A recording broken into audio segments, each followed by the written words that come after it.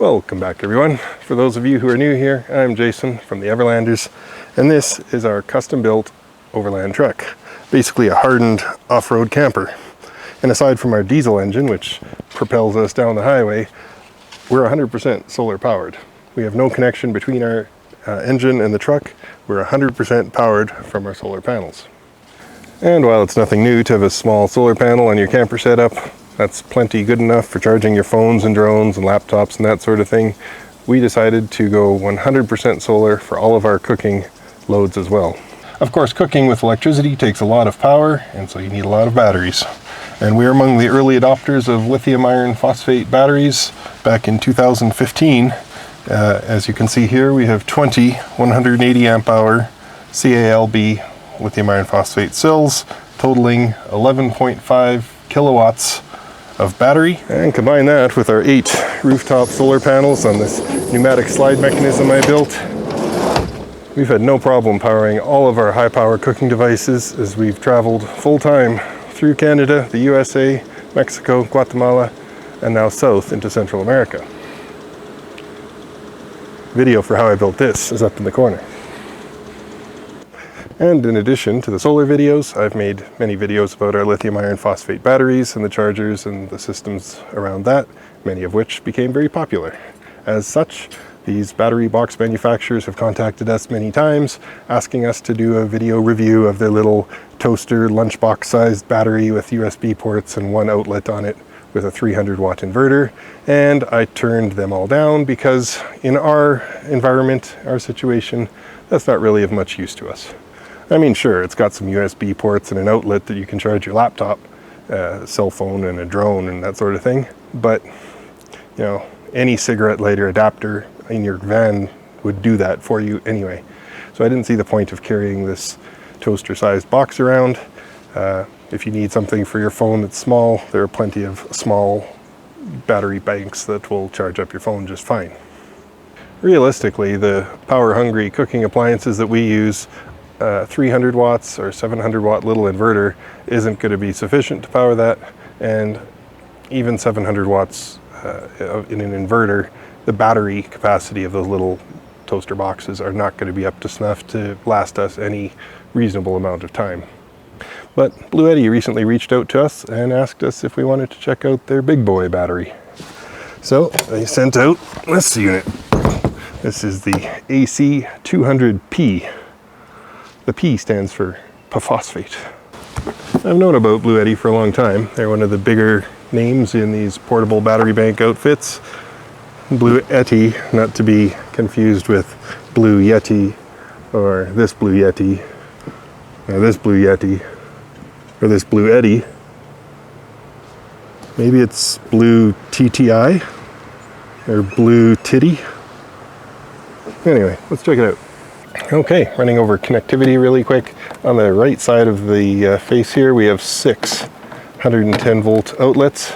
These, of course, are all fed by the 2000 watt inverter.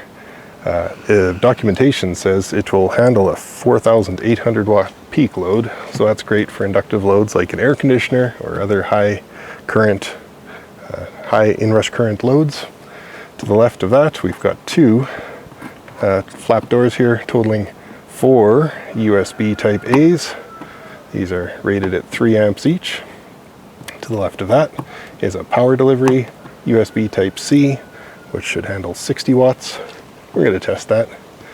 To the left of that, 2 barrel connectors. Those are 3 amp rated 12 volt outputs.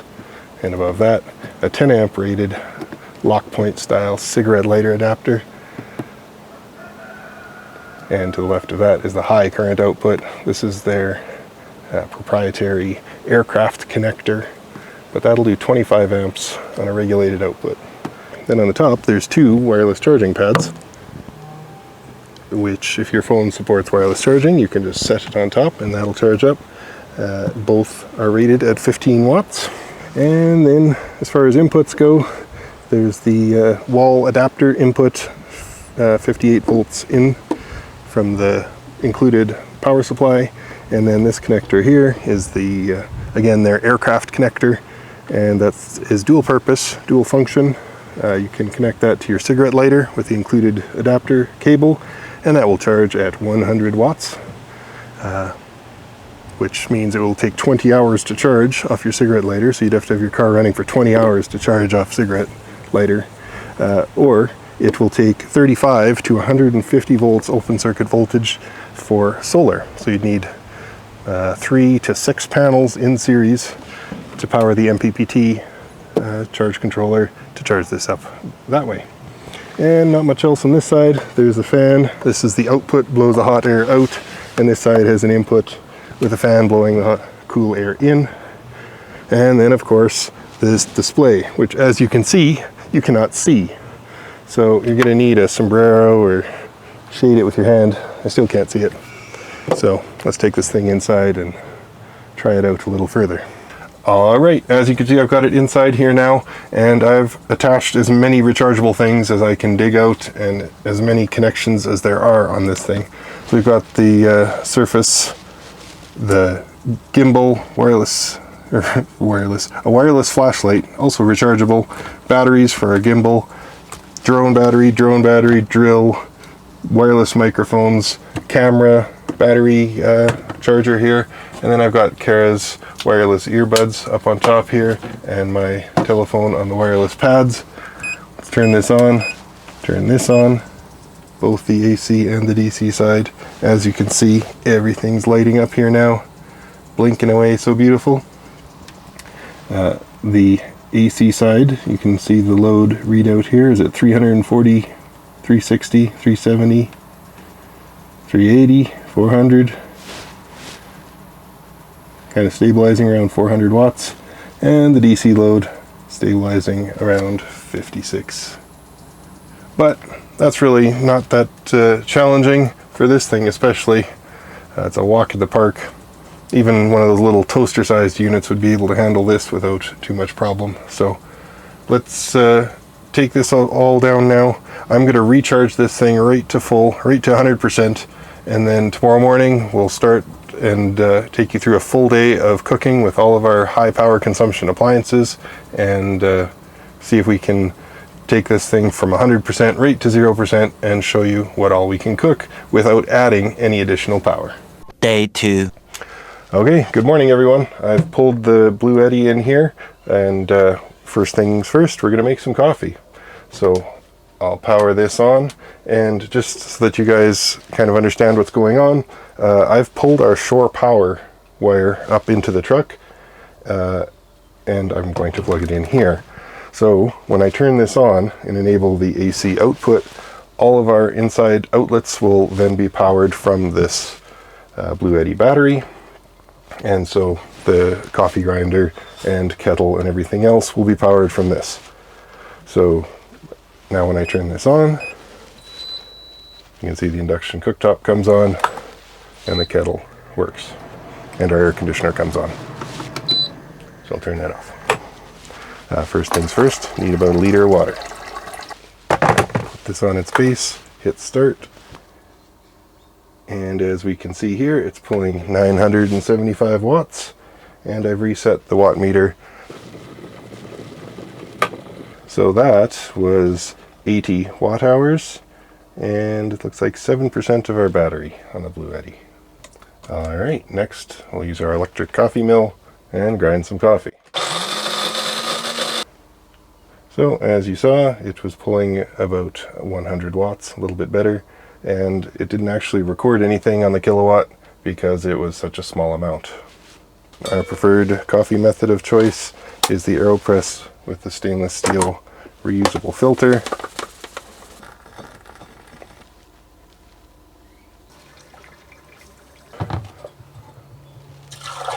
Okay, I've reset the watt meter. Now let's do up some eggs. I'm going to turn the heat on to setting number 5 and immediately set a timer for 5 minutes and throw in 1 pad of butter. And Kara likes her eggs with broken yolks, so I've done that, and then I just put a plate on there to keep some of the heat in. The eggs have just completed their timer on the cooktop. We're down to 89% on the batteria, and the kilowatt meter shows 60 watt hours used to cook the eggs. Alright, while those eggs are finishing up resting, I've got Kara's famous low-carb waffle recipe, so let's get that going. So I've just reset the kilowatt reading. The battery here is at 89%, and this has been zeroed out. So I'll get the waffle maker plugged in here, get that preheating, and I've got a third brick of cream cheese that we've let soften, 2 eggs, 4 tablespoons of almond flour, half a teaspoon of baking powder, and 1/8 of a teaspoon baking soda. And as you can see, this little waffle iron is pulling 347 watts, 2.9 amps at 120 volts. Use my non-stick lifter outers. Get the next one going. One more time. Alright, so there's a good example of what I was talking about before, where the power being consumed is right now 0, because the waffle iron is up to temperature, it's clicked off, and it's not consuming any power at this point. So although it's using 350 watts while it's running, it's using nothing right now. So that's why it's important to know that watt hours consumption, yeah, just click back on, 350 watts. So the total watt hours consumed will not be the rated wattage of the appliance. So that's what I'm hoping to demonstrate in these clips.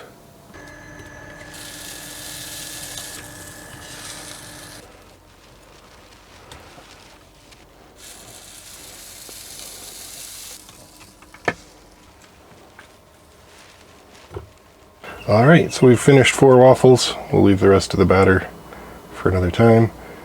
We've used, what, 2% of the battery maybe? We're down to 86, and 40 watt hours recorded on the kilowatt. Alright, so I've reset the kilowatt meter again.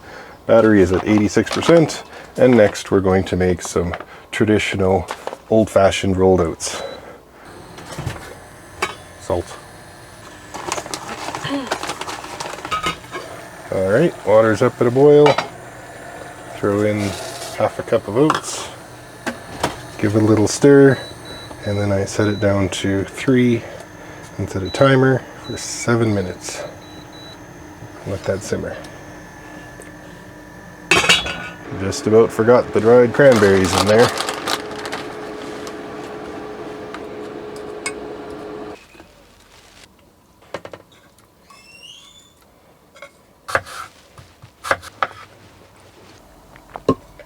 Well, that's breakfast. A little bit over the top, but gave you guys a bunch of good examples of our cooking appliances. And our Bluetti battery is down to 80%, so we used about 20% for all of that so far. So we'll see you guys around lunchtime. And now for lunch, we've brought all of our sandwich goodies over here to this common palapa in the property where we're staying. They've got this area here. And this gives a really good example of something that we would use this for. We've got this toaster oven, which we just recently added to our arsenal during lockdown. It does toast, broil, bake, convection bake, and air fry. So we use it for all sorts of stuff, but we often don't want to use it inside the truck. So we'll usually string an extension cord outside. But we brought it here under the palapa, and we're going to make some open-faced, hot, cheesy, melty sandwiches. First things first, I'm gonna make some toast and get that toast going in there. Just gonna put a light toast on that. 1,700 watts coming through here.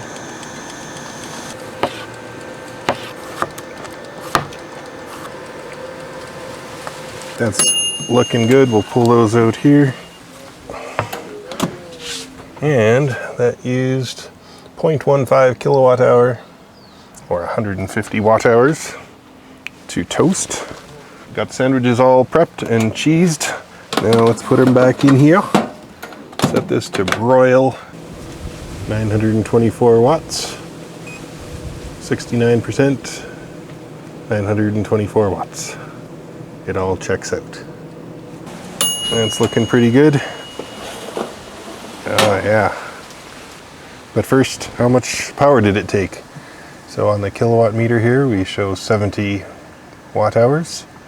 And we're down to 65% on the old Bluetti. So that's lunch cooked, and we still have much more than half of the battery left. Moutarde, some lettuces, so it looks kind of healthy from a distance.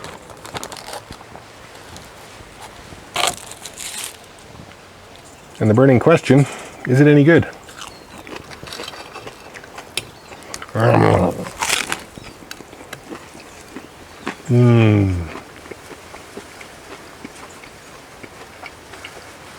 All right, now for supper we're going to be making Abuda bowls, not to be confused with Buddha bowls. These are named after our good friend Abuda. We're going to use probably one of our favorite cooking appliances, the sous vide. It's basically an electric water heater and a circulator that circulates the water inside a vessel, and we'll be doing salmon tonight. So cold fridge temperature salmon goes in there, and then I'll get some water. Turn on the AC output.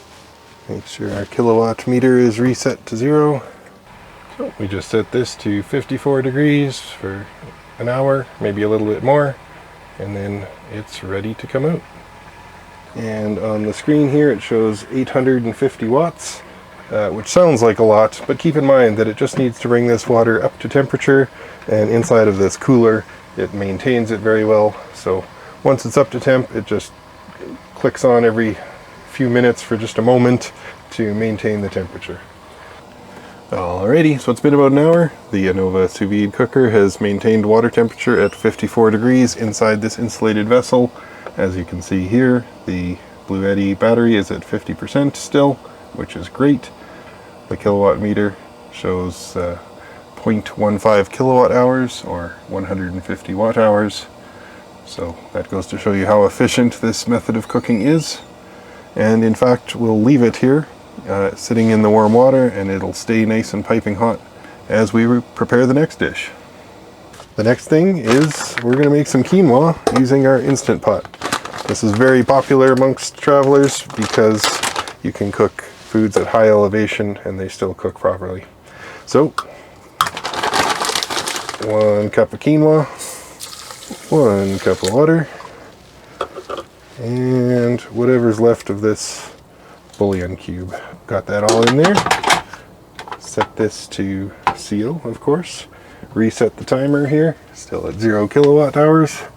And this is just a 1 minute cook. Of course, that's a few, maybe 10 minutes or so to get up to temperature, and then 1 minute at pressure, and then we'll let it sit there under pressure while we cook the next thing. So as you can see, it's just started up here. It's pulling 650 watts. We'll confirm that over here. 660 watts showing here.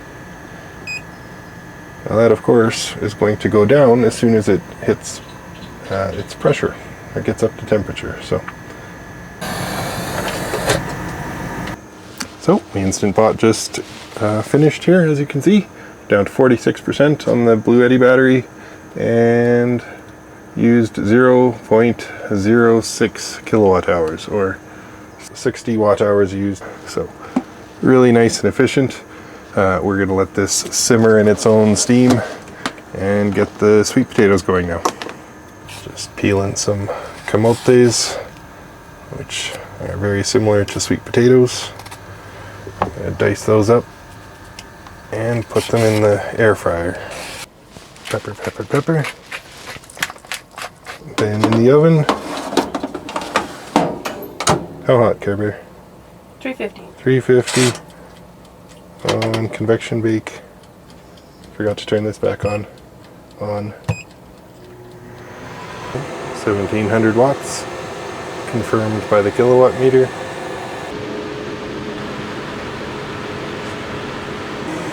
So this is by far our biggest consumption today.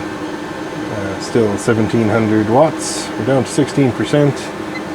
This thing confirms it's 1700 watts, but as you can see, we're approaching nearly 0.5 kilowatts.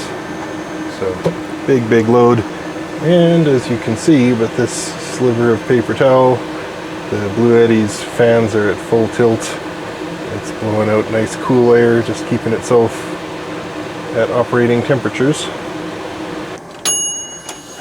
These are looking and smelling nice and done.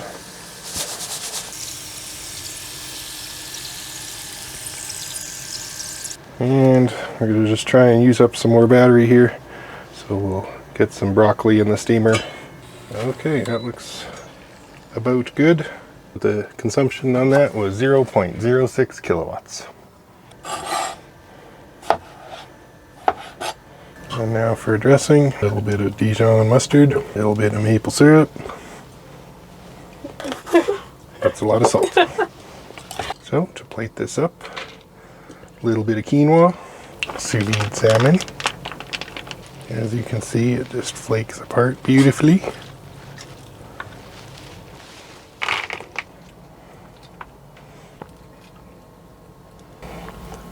That's supper for tonight. The world famous Buddha bowls. Okay, so I thought by now we would have killed this thing, but it's still at 10%. So we've decided to make some cookies. This is Kara's favorite chocolate chip peanut butter recipe. About a half a cup of peanut butter, 2 tablespoons of soft butter, a quarter cup of coconut sugar, 2 eggs, pinch of salt, half a teaspoon of baking soda, teaspoon of vanilla. Mix well. Half a cup of coconut flour and a quarter cup of chocolate chips. Now we're gonna make 8 monster cookies.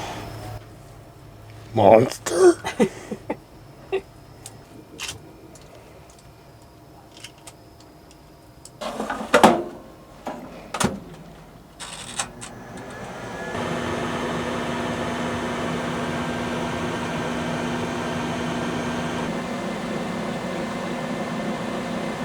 Well, we're 1% left. 1700 watts. You just heard the bell ding off there. And we used 0.23 kilowatt hours with 1% left on the dial. Call that good enough.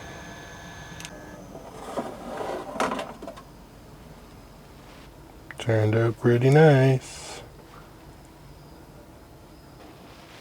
Who wants a cookie? I do. Nom nom nom. So we've basically drained the battery with all that cooking today. I'll get this charged up overnight, and then tomorrow we'll do some more testing on the USB and the solar inputs. Day 3. Okay, good morning once again. Same shirt, different day, third day.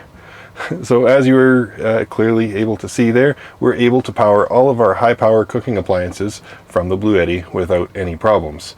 In fact, in the testing I did in the weeks leading up to filming this video, I'm even able to cook several cooking appliances at the same time, as long as their total wattage doesn't exceed 2000 watts. It had no problem with it.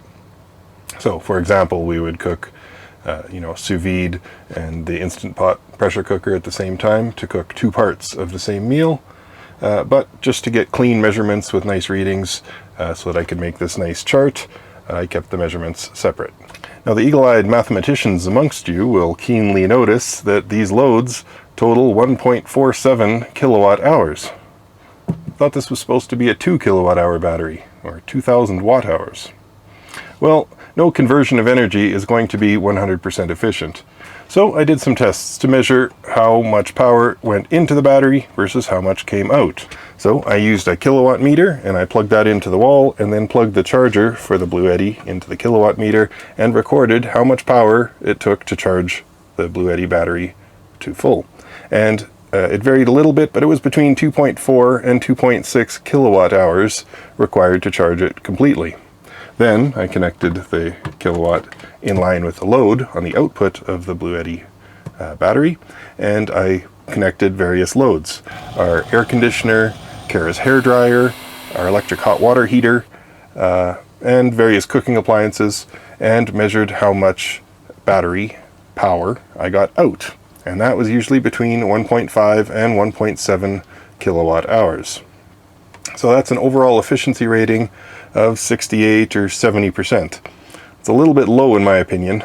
Good quality chargers and inverters commonly have an efficiency rating around 90%. So I see some room for improvement as far as efficiency there. I'll get back to that a little bit later. Alright, let's move on to the DC and the USB side of things. To test the USB outlets, I've got this little USB watt meter. It will show us volts and amps and watts and all those sorts of good things. So I'll plug that in here. As you can see on the USB-A connectors, they're at 5 volts. Perfect. And now we'll put a load on it. This is just our little portable USB battery bank we use for our phone when we are away for a longer time.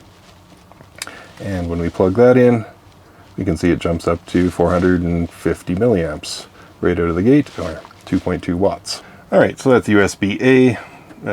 Like I said, they're normally self-limiting to 500 milliamps anyway, so nothing too exciting there. Now let's move to USB Type-C with power delivery, 60 watts. So I've got a USB-C cable here. It's a nice fatty. 5 volts, 300 milliamps. No surprise, because this little device is limited at 300 milliamps. So let's try the big boy battery again. Now this is interesting.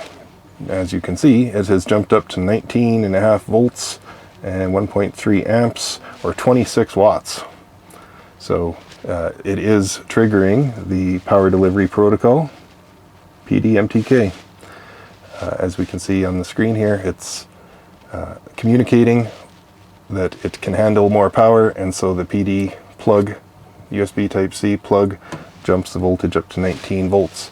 And that means you can get a lot of power through the same cable. Alright, next we'll try our little mini laptop.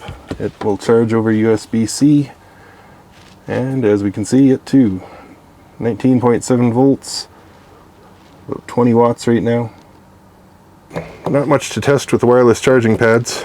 I don't have anything that will charge at 15 watts, but Kara's earbuds here,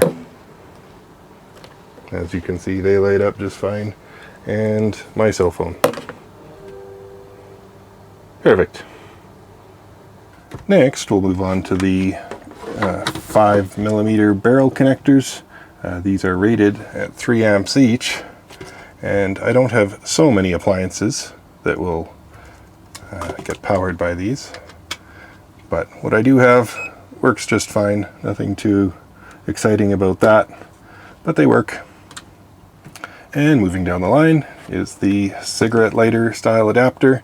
It's said to handle 10 amps, but the only appliance I have that still has a cigarette lighter adapter is this Bilkin telephone charger. So that works just as you'd expect. And now onto the big boy connector. This is the high current 25 amp 12 volt output, and I wanted to connect this to our truck and have this Bluetti battery bank take over all of our 12 volt loads. So that includes our fridge, freezer, the lights, cooling fans, etc., etc. But this plug uses their aircraft connector, the same style of connector that they have on the charge port. And I asked Bluetti about getting a connector like this so that I could hook up some loads, but they said that they're completely out of stock at the time that we filmed this video. But fortunately, the pin spacing on these connectors is 2.5mm pitch, and that's the same as XT60 connectors, which I use for everything else anyway. So I whipped up this little adapter by just soldering some pins to the back of the connector, and that way I can plug it in and do some testing. Now, of course, there's no key to prevent me from putting this in upside down and thus reverse polarity shorting out whatever I connect to here, but the bottom is ground, so I just need to remember to put the ground pin facing the ground. Hopefully I should be okay. And so with this adapter, I'm able to transfer all of our 12 volt loads over to the Bluetti battery, and with the exception of our big air compressors, which pull over 50 amps, I'm able to power the whole truck from the Bluetti battery with no problems. My only complaint is because this battery bank is a 16-cell battery internally. It's about 50 volts. That means that the circuitry inside here needs to fabricate or generate a 12 volt output to power the 12 volt loads, and that means it's going through DC to DC converter. And the problem I'm having is that this is not a clean DC signal, and all of our inside lights flicker when I'm powering the truck from the battery. So if I wanted to use this permanently, I would need to add some sort of filtering capacitors to the output to smooth out that DC voltage. And now to charge from solar. You would use the included adapter cables. On one end there's the aircraft connector. That just plugs in here. That goes to the XT90 connector. And from there, that connects to the MC4 connections, which you then plug into your series solar panels. Now, the package Bluetti sent us doesn't include solar panels. I mean, we only have 40,000 subscribers, so maybe we're too small of a YouTube channel. But Danny's a big YouTuber from Los Mundo. Thank you. 100,000 subs. He's big enough, they gave him solar panels, so Yeah. I can give these a test. Yes, come on, take it. But this one I will keep for me. Yeah. So I laid out all 3 panels. They're rated at 120 watts each, or 360 watts in total. And right away they were pulling in about 300 watts, but that dropped to about 250 after the sun had been on them for a little bit. Once they heated up, that's kind of normal. And then throughout that day, we produced 0.8 kilowatt hours, or 800 watt hours, from those foldable panels. I think if you wanted to depend on this entirely for full-time travel, you'd probably want 6 panels to keep it fully charged in varying conditions where you've got trees and clouds and that sort of thing to contend with. Well, it's getting kind of windy out here. I don't know how much you can still hear me, so let's head back inside. And I can already hear all the keyboard commandos out there. Why didn't you just charge it from your amazing retractable solar panels? Well, the problem with that is our solar panels are all wired in parallel, meaning they're producing 13.5 volts at 80 amps. I did this to mitigate the effects of shading.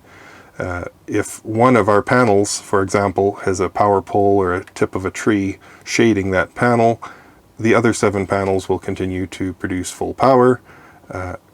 As compared to a series configuration, if a panel is shaded, it will affect the whole series string. And the MPPT charge controller built into this box requires a open circuit voltage of 35 to 150 volts DC. So if we want to connect this to our rooftop solar, I would need to climb up and dismantle my array and rewire 4 of the panels in series to reach the what would be 80 volts open circuit that the MPPT charge controller needs. So that's exactly what I did. Since the charge controller in this unit has a maximum power input of 700 watts, and my solar panels all have XT60 connectors on them, I whipped up this 4-into-1 series combiner with 10 gauge silicone wire and ran that down and powered up the Bluetti. 80 volts, open circuit, 660 watts or so. And on first glance, that worked about as you'd expect. I was able to charge up our battery completely in 2 to 3 hours, and I even had the air conditioner running for most of the day just to use up the power, and it was charging up just about as fast as it was being consumed. And I ran it like that for a few weeks. We often had cooking appliances plugged in there, and it was charging just as fast as it was using the power. Free energy. The display shows it was making about 2 kilowatt hours per day, but then I wanted to make a test and compare the efficiency of the Bluetti MPPT charge controller as compared to our direct current DC charge controller. So I set up the following test.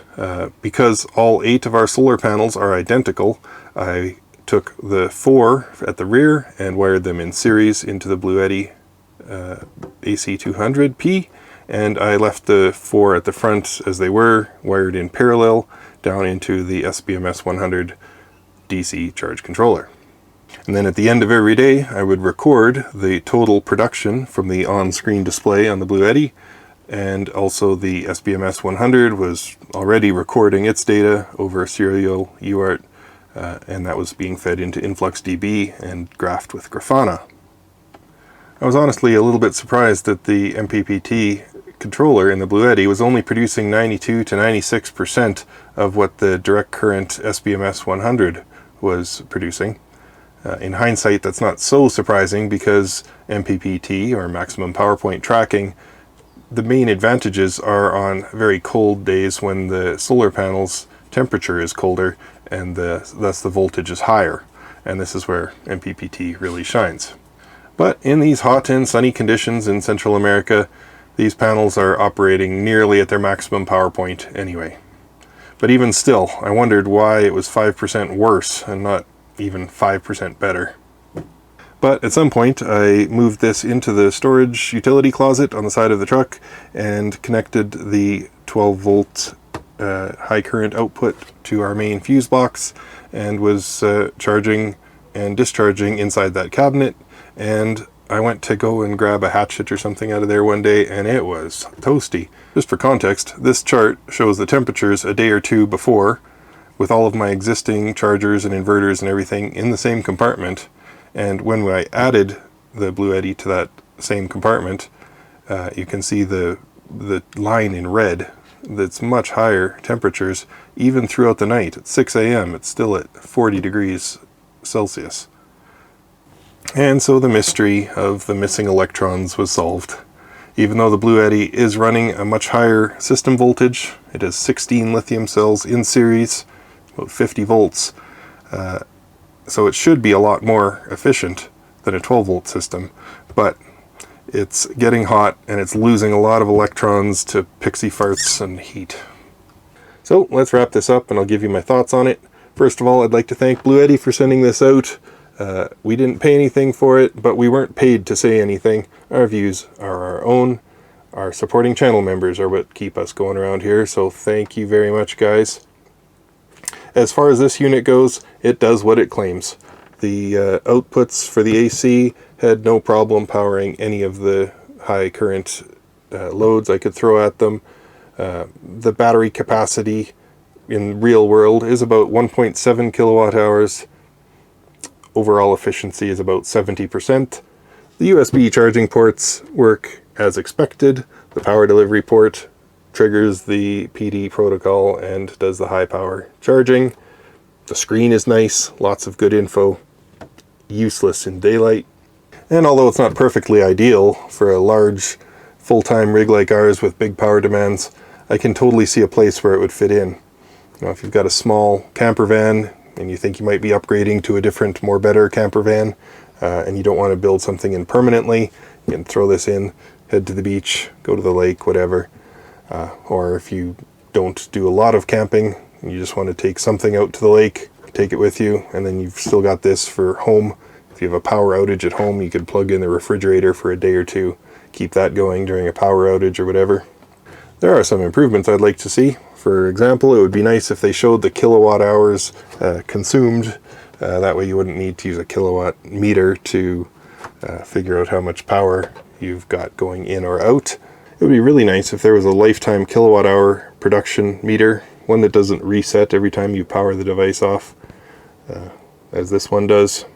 I think it would be really great if they added tactile switches or even toggle switches to enable the AC and DC outputs rather than using these touchscreen prompts. That would make it a lot easier to use in sunlight when you can't see the screen. Another thing is I'd rather they used XT90 or XT60 connectors in place of this aircraft connector. It's a nice connector, but it's uncommon, difficult to find, and I don't see the benefit because they're breaking out to XT90s anyway. So it'd be great to have XT90 as the output on the DC as well as the solar input. It'd be great if they could do something about the standby power consumption. As many other reviewers have mentioned, if you leave this thing on in this state, it will self-discharge over the course of 3 or 4 days.